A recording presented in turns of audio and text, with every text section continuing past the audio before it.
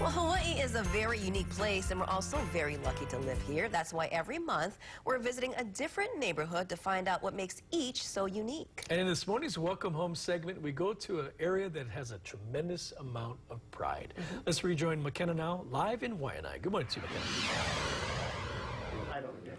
Good morning, Ron and Christine. Yes, if there's something that we know about the West Side is that proud and that pride that comes from the people who come here, who represent the community and the culture. Oh, I have chicken skin talking about it because there's so many, from the Keolanas to Real Sun to this beautiful room of 40 people that I am surrounded by.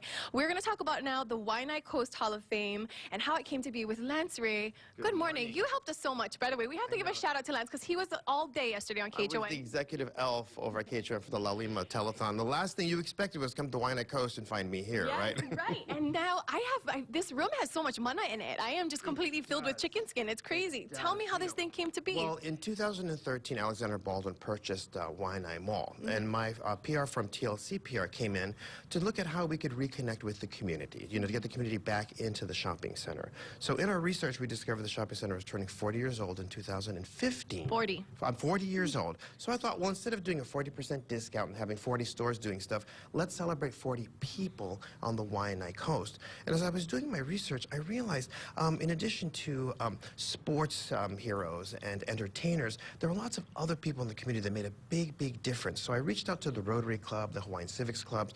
We got a committee together, and we had difficulty finding 40 people. We found 120 people that needed to be celebrated. There's no shortage here on the West Side. So with those people, we decided in 2015 that we'd celebrate 40 of them. Some of them had passed, historical figures in the Waianae Coast, and some people from the near past, educators. And so we broke it down into different groups. So if you look around the room here, there is business representatives here. Okay. There's people from arts and culture, and also community service and education throughout this room. And these people came here for a big event in 2015 in February. We had the Royal Hawaiian Band here. Each of them came, their representatives came, their children came, their grandchildren came. They received a plaque to represent what they brought to this community from their different fields. Yeah. Very nice. Okay, so when you talk about 120 to 40 criteria, I mean, that must have been tough. It was very, very tough. So we decided not to go in chronological order, but to pick those that represented the history that younger kids in the Waianae Coast may not know anything about, and then sort of like the near history people, and then also people that are currently doing stuff now that later on would one day become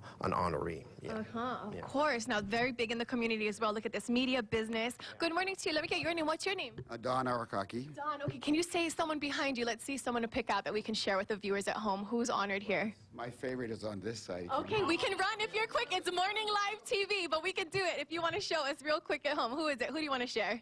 Precious lady, or Phoebe Saucerman. Okay. She was one of the founders of the Waianae Coast.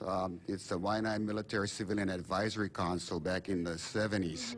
And she was very instrumental in getting the military community and the Waianae community together to work in harmony, to cooperate and coordinate all the activities that's happening with the military on the Waianae Coast. She's been very instrumental in that. Yeah, that's wonderful. And let's do one more over here. If you can just say someone. You have Frenchie DeSoto behind you, who I know a lot about. Yes, and Auntie Margaret. Come a little closer to me, though, real quick. Mililani Allen, aloha. My name is Gail Gomes, and I'm honored to be standing here with all these wonderful ladies here that have blazed trails for all of us.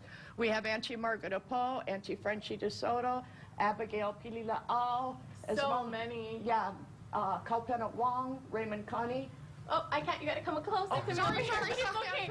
We could go on for days, I got to tell you. You can imagine how my committee meetings went with these people trying to tell us stuff, right? Yeah. Exactly. Well, thank you for inviting us into this. More here at the mall. Can viewers come and check out this place? This is an empty store space that has now become the Waianae Coast Hall of Fame headquarters, and we're hoping that this will sort of generate having sort of a historian for the Waianae Coast, something they just never had before, right? So you can feel it, can you? I can feel it. I love it so much. Thank you all for inviting us in for Wake Up Today. I'm going to send it back to Ron and Christine. You guys, the mana in here is unreal. Thank you, Waianae. I can only imagine. I didn't even know that existed. Thank you, McKenna. Thank you, Lance, and opening the doors for us early this morning.